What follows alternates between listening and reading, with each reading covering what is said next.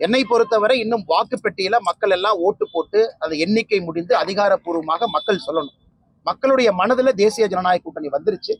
அதனால விஜய் அவர்கள் கடுமையா முயற்சி செய்யட்டும். அவருக்கு என்னுடைய வாழ்த்துக்கள். நல்ல சண்டை நல்லதுதாங்கண்ணா. எல்லாரும் சண்டை போடணும், மக்கள் முன்னாடி போய் நிக்கணும், நல்ல தலைவர்களை மக்கள் தேர்ந்தெடுக்கணும். அவருடைய கட்சி வளர்ச்சிக்காக சகோதரர் விஜய் அவங்க சொல்றாங்க, சொல்வதில் தவறு ஒண்ணும் இல்லை. அவங்க கட்சி அதுக்கு தாங்க நடத்துறாங்க. இரண்டாவது மூன்றாவது வருவதற்காக கட்சி நடத்துறாங்க.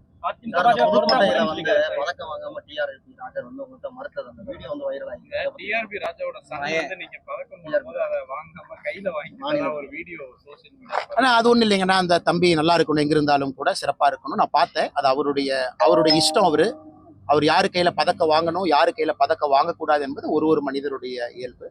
என்னை பொறுத்தவரை டிஆர்பி ராஜா அவருடைய மகன் எங்கிருந்தாலும் கூட சிறப்பா இருக்கணும், இந்த துறையில சாதனை பண்ணணும், ஒரு பெரிய மனிதரா வளரணும் என்று நான் மனதார வாழ்த்துகின்றேன்.